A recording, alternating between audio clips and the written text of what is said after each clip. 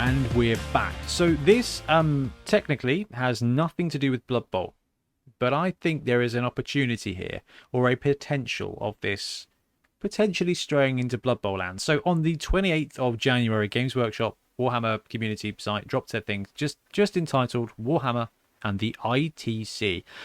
So the ITC is the International Tournament Circuit and is run by Frontline Gaming. Yep. And it's basically a worldwide tournament series, and it's for Warhammer 40k, it's for Age of Sigmar, it's for Kill Team, and I think they do Underworlds as well. And what Games Workshop are doing is teaming up with the ITC. So basically the article said it's early days, so we'll have lots more information coming, but we are forming an official partnership with the ITC to further support and champion Warhammer gaming across the world. The headline for now: taking part in official Warhammer events will earn you ITC points. Here's a quick look at some of the things you can look forward to. Every participant in an ITC tournament event, no matter how big or small, will have a chance to win an invitation to a special annual event, and will even cover your travel and accommodations. There will be a host of new event types and formats on offer, so whether you're a steadfast competitive player or committed narrative player, there'll be events and awards that recognise your skills and achievements. We'll be amping up rewards and recognition for the hobby track with prizes equal to those on offer for the gaming accolades. So basically, the ITC puts some rough rules in place for tournaments. And the Games Workshop have gone, wow, this is big. What we'd like to do is support with prizes and just making it more official and more special. Now, in some ways, it is very similar to what the NAF does. In fact, if we just have a quick look at what the ITC page is before we go and look, it is...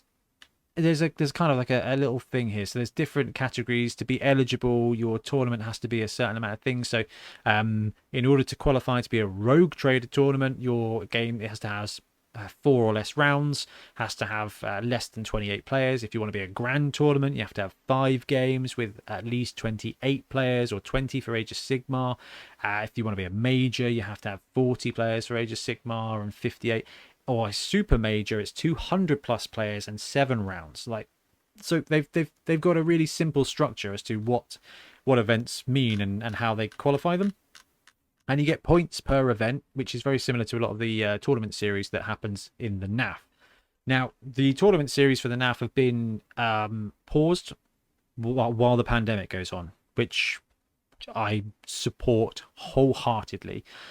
Before that, I was running the SWTC, so the Southwest Tournament Championship. I don't know what's going to happen when it restarts. But Games Workshop have seen what the work that's going on with the ITC and want to kind of partnership with it. So where best to start talking about this? Let's go good, bad, good, Ian. I think let's be professional about this. Yeah. So the good side, I mean, what do you think about Games Workshop flagging up this organised play thing and going, hey, let's support you with it? Well, I think if you're a competitive player and you go into tournaments, to have GW put their support behind it properly gives it some increased credibility, gives it much more visibility, and gives it some nice loot as well in the tournament. Yeah, more loot is more better as well. So that it's really cool that they're not, they're kind of giving it an official seal. The thing that I was giddy about when I saw was this bit here. You will have a chance to win an invitation to a special annual event covering your travel and accommodations. So prior to 3 years ago, Magic the Gathering had the Pro Tour, and the Pro Tour was you played in certain events and you got points, and if you got a certain amount of points, you'd be invited to, there was once one a quarter was a Pro Tour, and if you won enough Grand Prix and stuff, you got the points to be invited to a Pro Tour, and you could go to a Pro Tour and Wizards would most of the time pay an attendance fee or the travel cost, and it was televised and they had proper coverage, and I just fell in love with it. It's just awesome. And this smacks of that and I find it so exciting. And I think it's best that we take the big, huge jump now, Ian. Is just imagine imagine the Blood Bowl Invitational hosted by Games Workshop at Warhammer World, and they pay travel and accommodation. Can you imagine? That is, They, all of a sudden, you'd see people really racking up the tournaments because it'd be worth it to get to that. it's just so amazing. Now, 40k. Now, this is the difference here. That 40k Age of Sigmar, they, it costs like to start playing Blood Bowl from nothing. All right, we're talking 25-30 for a team, 25-30 for a board. Let's say you buy the box set and a team. It's £100 or so to get into Blood Bowl proper. Okay, yeah. You can do it for less if you've got friends. Yeah, easy. Less if you've got a friend. Yeah, if you've got friends who are already in it, then you can get into Blood Bowl for free, because people who play Blood Bowl have too many teams, so straight away you can get in there for free. But 40k Age of Sigmar, you can't play that free. AOS, just getting into it is going to cost you £200. 40k, very similar, and they have a bigger meta where the should we say the capital attrition is a real factor, like when it comes to Age of Sigmar and 40k, because stuff gets nerfed and therefore is no good to play anymore. We don't see that in Blood Bowl, which is wonderful. Like, if you're a Goblin coach now, they're not going to all of a sudden say, well, actually Goblins are now strength 1. They're not going to do that, which is wonderful. They potentially might do that with dwarves at some point, but probably won't, and probably don't need to. Can you see, or do you think it's feasible, or do you think Games Workshop could or would want to buddy up with the NAF to do a similar thing? Well, you can see a roadmap to it now on the basis that they've started, and let's really hope that this goes well for 40k and AOS. I think whether it's with the NAF, it's a slightly different organisation than NAF. It really is. Yeah, it's more about single tournaments rather than election.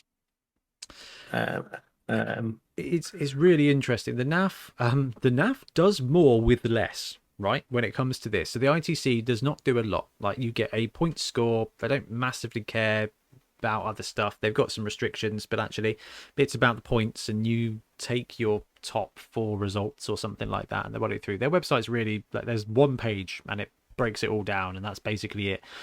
They do some stuff really well, like, here's a spreadsheet, fill in the spreadsheet, send us the spreadsheet. Like, really good stuff, way easier than it is to report tournament stats for the NAF. And the NAF, the way that the results and stuff, it's its own microclimate, and it works, and it's cool fun. The ITC framework is a lot more, it's just a lot light, it's a lot lighter touch, and it's a weird one. It's a lot lighter touch, but it's also more competitively driven. And so you're right, like, the NAF is different from the ITC in a whole bunch of ways. And the NAF do generally really good work. I mean, I've got to say massive props to Al Weatherall and Alex, whose name is Stimmer, Alex Weiss, who's the standing in tournament director. Yeah. Like, they're great. They're super supportive, and the whole NAF crew fight against tech and legacy stuff that, oh man, it makes corporate Ben just giddy. But I just, the exposure for Blood Bowl and ITC is very, I don't know how similar it is. This is my biggest question, because the NAF was a huge element of Blood Bowl and still is, but people who get into Blood Bowl will find the NAF at some point, and it's not like it's ubiquitous. It's a really strange subculture of Blood Bowl. They do great work, and I'm very happy to support them in every way I can. And they host the World Cup, but the way I think it's because Blood Bowl is so incredibly feudal, and Yeah. I think it, because of how it's organically developed over the dark age, where it was dropped. Every league does stuff that's slightly different. Every single tournament has to do its own thing, and you don't see that quite so much with 40k. Like, you go to an AOS tournament or a 40k tournament, it is, how many points is it? Cool. What are the missions? Like, that's where it is. Like, that's it. So the game is the And game is the more game. standard tournament games. Yeah. Exactly. Whereas Blood Bowl, like you said, I think you called it, is it's more about individual tournaments, because individual tournaments tend to have a really strong individual feel.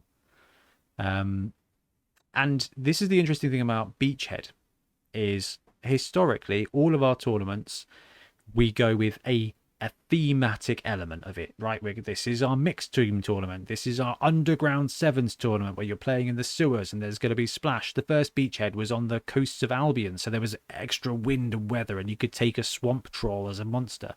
We leaned heavily into the theme. This Beachhead is potentially the closest thing to a standard competitive format for Blood Bowl that is out there. It is 1100. You got 5 or 6 skills. Go. Like, it's real clean and crisp, and that's unusual for Blood Bowl in a lot of times. Whereas the ITC is kind of clean and crisp the whole time because of that overarching competitive vibe. But just the prospect of Games Workshop going, whew, here's a proper big Blood Bowl event. But I do have another question for you, Trips. The ITC, there is I think they said there's a $4,000 prize for the overall winner at the end of a year or something like that. I read this earlier, and Blood Bowl, there's great prizes at tournaments, but you don't really play for the prize. You play for the victory. Most players play for the fun, but if you're going to go and try and win a tournament, it's to say that you won a tournament. It's never to be like, I'm going to win this to get the loot. I'm going to win this to get the money. Here we go. Last year, the player won $4,000 in cash. The player that does the best overall throughout the year will be the circuit champion. How do you think it would change the Blood Bowl competitive environment if we started having cash prizes for Blood Bowl? Well, I think anytime you bring in a prize of that value, literally of that value, you're gonna bring out the more uber competitive side of gamers, and there's that ruthless streak's gonna come out more often. And the flip side of that is sometimes you're gonna not have as great an experience. Is going to need to win and crush and absolutely score every point they can because they're in it for the long haul. So you're going to get much more of a long-term competitive impact because of it. Yeah, it's an interesting thing. And do you think that the increased prestige, because let's face it, if there was a monetary thing or a bigger press thing, or the pomp and circumstance of it became greater, there would be more players. I think that's a pretty reasonable narrative to say. The bigger the prize pool, the bigger the prize pool, the bigger the publicity, the kind of more interest you get in it. Look at Beachhead. It's happening at the BIC at a convention, and we've got nearly 100 players. Right? That's not a surprise. There is a correlation there. Do you think that, given the fact that most tournaments are Swiss, do you think it would balance overall to say that actually I don't know what's the best way to describe it, the tryhards or the pros, let's say the pros being mixed in with the standard competition would be a bit of a, would you think it would balance out with the bigger attendance? I think it would balance because I mean you see the way the ITC is doing. It's sort of the points are weighted to those huge tournaments, the major and the. Yeah. So if you're still going to your smaller tournament that's 20, 30 players, you're not going to score as many overall points for it, you're still going to have that small tournament, bit of fun feel. Yeah. And yeah, as you said, if you don't do outstandingly in game 1 and 2, then there's pretty little chance you're going to be up against an uber competitive pro in the third round. You're Yeah. definitely into stunty, snotling fun. And this is something that has been overwhelmingly brilliant about every Blood Bowl tournament I've gone to or run is, yeah, sure, there's maybe, I don't know, 4 in every 100 Blood Bowl coaches are there to win a game. Like, they're there to win. Uh, that's it's an amazing percentage. And you know what? You can still have fun. And because of the way the prize structures are, and because of the way that there are spot prizes, which reminds me, I need to order the table dividers, the coloured table dividers. I'll do that in a minute. Yes, mustn't forget that, because that's how we're doing spot prizes. There'll be coloured zones. That it will be one spot prize per coloured zone. But yeah, but you can still like, oh, I'm having a garbage time, but actually, right, if the first person who gets sent off for fouling is a prize, let's go foul. I'm going to go for casualties. I'm going to go for fouls. I'm going to go for stunty, and you see a lot of that, and you tend to have people go to Blood Bowl tournaments to kind of go for a minor win or go to learn a team or go to, like, I always bring up Gary. Like, Gary is just an absolute flipping Yeah. legend. He came to Bonvember. I was like, what roster are you running? He's like, I have come here with the goal of, in my 3 games, to use scroll to throw the ball deep to catch it. So he took a couple of goals with catch and he nearly pulled it off. And like, that was his goal for the tournament, was like, yeah, this is what I'm going to do today. I was just awesome. Like, He nearly turned a completely uncompetitive meta into the thing that we all wanted to happen for the day. yeah, it's so great. Like, that's the great thing about Blood Bowl. I'm going to be honest with you, man. I am in 2 minds. The Magic the Gathering player in me, the one who loves the excitement of a competitive an esports event, thinks, oh wow, like, this is amazing. If we could get, T Sports Blood Bowl, I'd love to see that. But then actually the Blood Bowl player in me, who loves going to tournaments and just playing a great game with great people all the time, doesn't want that to change. And it's a really interesting mix. I think we should move into so that was the positives, and I feel like we're taking a bit of a climb down into the potential grimdark. Um, Blood Bowl tournaments, the percentage of third-party teams, printed teams, conversions is pretty chunky. Like, really quite big. I would say it's almost 50 split, between. And it's not, and this is a really interesting one, is because the Games Workshop teams are really affordable as far as the game goes, but you don't, you buy the Orc team, then you find a really cool one that you want to 3D print because it's a cool, different team, and I want to take that to my tournament. Do you think, or is it feasible that we'll see the Games Workshop restriction on models creep into the ITC kind of events? And do you think that would be, how massive do you think that would be for Blood Bowl? Well, I think it would be really restrictive for Blood Bowl, as we've said. You said there, the number of people who will have a third party something in there, you're going to cut a lot of people out. Whether they would do it for all of the tournaments, because they're more partnering with the tournament organisers rather than setting the rules.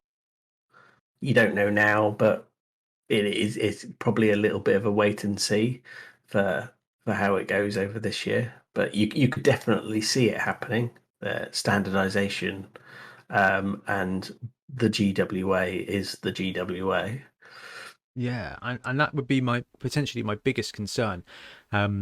We could see this get more prize support, we could see this get more prestige, but we could also see it become um, cleansed a little bit. And I get it. Like, if Games Workshop are going to sponsor these events, to the point where they are going to want coverage in one way or another, whether it's pictures of the battles going on, pictures of the top winning rosters and things like this, you kind of have to put a restriction in place, because otherwise they're sponsoring an event that they will get nothing out of. Because if everyone that, so, you know, same Games Workshop sponsored a Blood Bowl event, and 2/3 of the teams were, you know, flipping Punga, Grebo, and printed stuff, that really adds very little value to them. It's great to have a Blood Bowl tournament, but they like the coverage angle. They like being able to show pictures of top rosters and stuff, because it's part of the excitement of the game. It's like, hey, buy this roster, buy this team, and because, you know, Games Workshop is really, the way Blood Bowl functions is the Games Workshop releases form the core, but then there's so much added on to the outside of it. You know, in Blood Bowl, Games Workshop stuff is the pizza base, right? We go nuts on the toppings and the sides, but Oh it, yeah. yeah, but in 40k and AOS, like, it is, you know, the thing you can kind of spice it up with is maybe a different sauce, and that's very different. And I think, I don't know. Do you think it would affect attendance? I think it would definitely affect attendance. For there would be a period of time where it would impact on attendance because yeah, most Blood Bowl tournament players will have more than one team, and therefore they will have a GW team. Yeah, But half the fun of tournaments is you take your crazy third party team and is you you have a bit of build fun. something great to share it. Yeah, Yeah, yeah. I and mean, what would Joe Solo do? He'd never go to a tournament because he wouldn't be able to take his no, crazy. How on earth have you built that, and why that? and that is a massive part of the modeling stuff, is finding stuff that is not suitable for Blood Bowl and running it in Blood Bowl. I absolutely love that. It's so much good fun, and that's the beautiful thing about the way Blood Bowl works. This is going to be really interesting to see, and I don't know if I would be surprised if Games Workshop and the NAF teamed up and said, "Hey, you know, we're going to support your events." I mean, we're lucky because we run our events through Entoyment. We get Games Workshop support anyway, so good stuff, everybody. Like, thank you, Games Workshop, for giving us extra stuff to give away to people who will not use it. Um, it's interesting. I'm most excited about the potential of a Blood Bowl Invitational hosted by Games Workshop. That could just mean we see some of the best Blood Bowl players play some of the best Blood Bowl, and Blood Bowl is about carnage on the pitch, right? That's why we like mixed teams. We like Dungeon Bowlers, because this is every single turn is its own unique problem to solve. That's great fun. But actually, you know what? Putting Andy Davo against somebody, you know, like just pro, it would be really interesting. And I just want to say I'm available to cover that event, because that would be so sweet. Would you like to be there on the telecast? Oh, it'd be amazing. I could be the Marshall Sutcliffe of Blood Bowl. That would just be like happy Ben all day long. Because I'd love to see that, and that would be something that is great. And I'm really gutted that we can't do it for Beachhead, because we don't have the tech really at the event, and we don't have the timings to do it, which is a massive shame. And I want to get it going in the future, but running an event and also doing coverage, it's not something that we can do with our team. Like, you're being amazing and helping out this time, Trips, which takes us to a grand total of 3 people to run a 100-man tournament, which is going to be fine. No worries about the running of the event, but we also can't take 3 Yeah, people we out don't have that. Don't have the film crew and the space and yet. the Wi-Fi and That is mostly the concern about the Wi-Fi and the electricity and everything.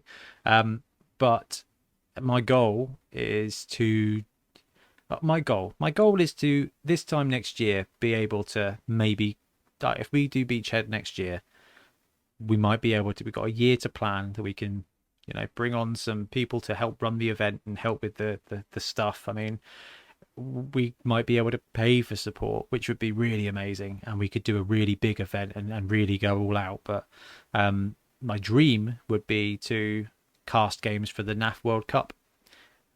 That would just be something super special, and I really should probably do something about trying to make that happen. Whether they're interested, I don't know. But the NAF World Cup stuff starts happening in 3 days' time.